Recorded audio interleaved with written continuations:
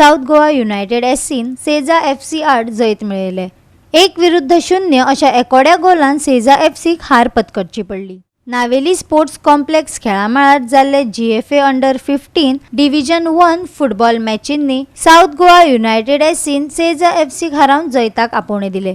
पुराय वेळ स्कोर 1-0 असो आसलो। जेडन पिंटोन गोल मारून साउथ गोवा युनायटेड एफसीक ट्रॉफी मिळवून दिली।